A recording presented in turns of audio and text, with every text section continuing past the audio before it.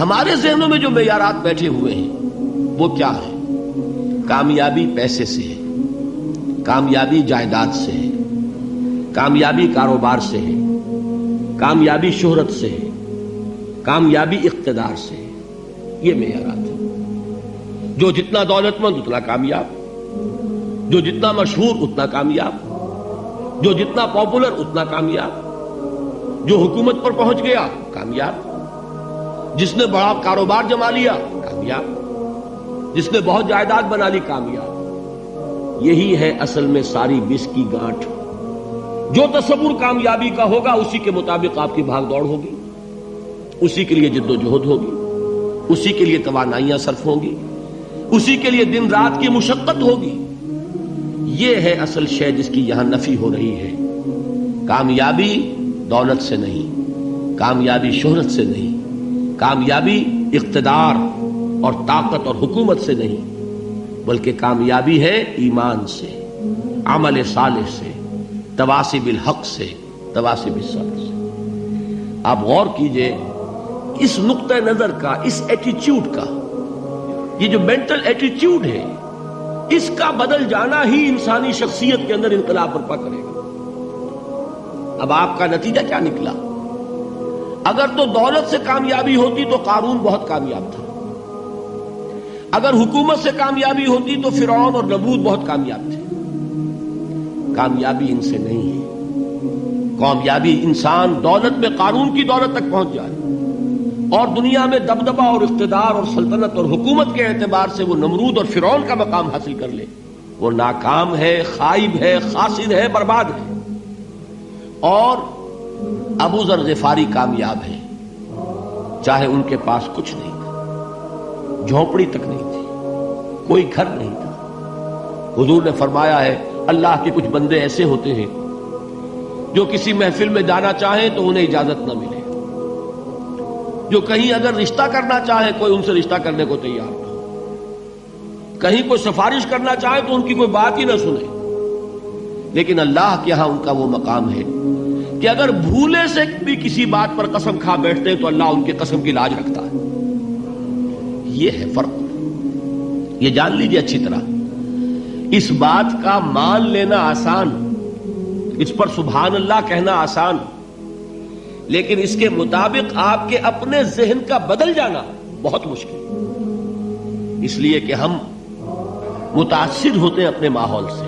وہ بڑا محل ہے، دیکھ کر ایک دفعہ جھجری آتی ہے، وہ بڑی سی 20 فٹ لمبی کار سناٹے کے ساتھ آپ کے پاس سے گزر گئی. ایک دفعہ اعصاب کے اندر ارتعاش ہوتا ہے، محسوس ہوتا ہے بڑے یہ نصیبے والے لوگ ہیں، بڑے خوش نصیب، بڑے کامیاب.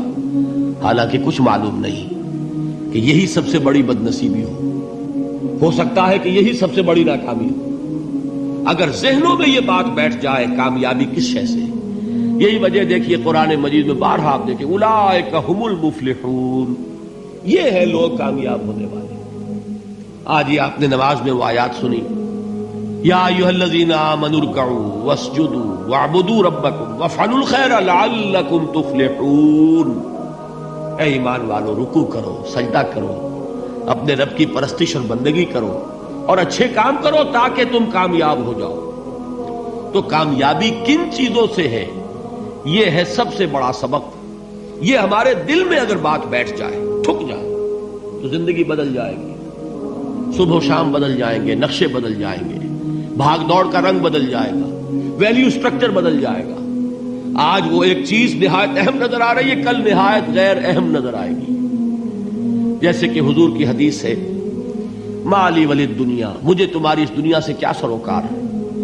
انما مثلی کراکب استظل تحت شجرۃ ثم راح فترکها، میری مثال تو اس سوار کی سی ہے جو تھوڑی دیر کے لیے ایک درخت کے سائے میں ٹھہرتا ہے سستانے کے لیے، پھر وہ اپنا راستہ لیتا ہے. اسے اس درخت سے مستقل تعلق اس کا نہیں ہے، وہ اس کا گھر نہیں، وہ اس کی منزل نہیں. اسی طرح یہ دنیا میرا گھر نہیں ہے. اب دیکھیے ہم کہتے ہیں انا للہ و انا الیہ راجعون، ہم تو مسافر ہیں، ہم اللہ کے پاس سے آئے، اللہ کی طرف ہمیں لوٹ جانا ہے. کن فی الدنیا کانک غریب و عابر سبیل، حضور فرماتے ہیں دنیا میں ایسے رہو جیسے کہ تم اجنبی ہو یا راہ چلتے مسافر. لیکن یہ طرز عمل کب ہوگا؟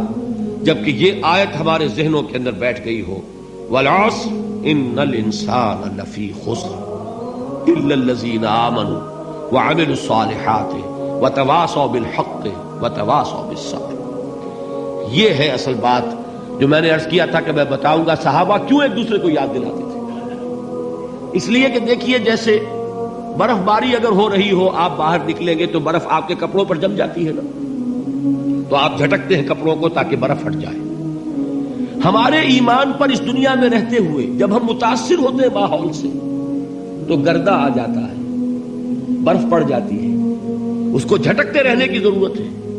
اور وہ جھٹکنے کی بہترین اور مؤثر ترین شکل یہی ہے کہ یاد رکھو کامیابی ان چیزوں سے نہیں ہے۔ چمک دمک جو ہے دنیا کی، یہ ساری چمک دمک جو تمہیں رجھا رہی ہے، جو تمہیں اپنے اندر گم کیے ہوئے، یہ لفظ گم پر اقبال کا وہ شعر یاد آ گیا کہ کافر کی یہ پہچان کے آفاق میں گم ہے، اور مومن کی یہ پہچان کے گم اس میں ہے آفاق۔ تم گم نہ ہو کر رہ جاؤ، اس میں مبہوت نہ ہو کر رہ جاؤ، مرعوب نہ ہو کر رہ جاؤ، دنیا ہی کی محبت تمہارے اوپر ڈیرے نہ ڈال دے، تمہارے دلوں کے اوپر مسلط نہ ہو جائے۔ لہذا تازہ کرتے رہا کرو، والعصر ان الانسان لفی خسر الا الذین آمنوا وعملوا الصالحات وتواصوا بالحق وتواصوا بالصبر۔ پھر یاد کر لو، پھر تازہ کر لو اپنے اس یقین کو کہ کامیابی دولت سے نہیں، کامیابی ثروت سے نہیں، کامیابی اقتدار سے نہیں، کامیابی شہرت سے نہیں، کامیابی جائیداد سے نہیں، کامیابی ہے ایمان سے، کامیابی ہے عمل صالح سے، کامیابی ہے تواصی بالحق سے، کامیابی ہے تواصی بالصبر سے۔ یہ چار چیزیں ہیں کہ جو کامیابی کے لوازم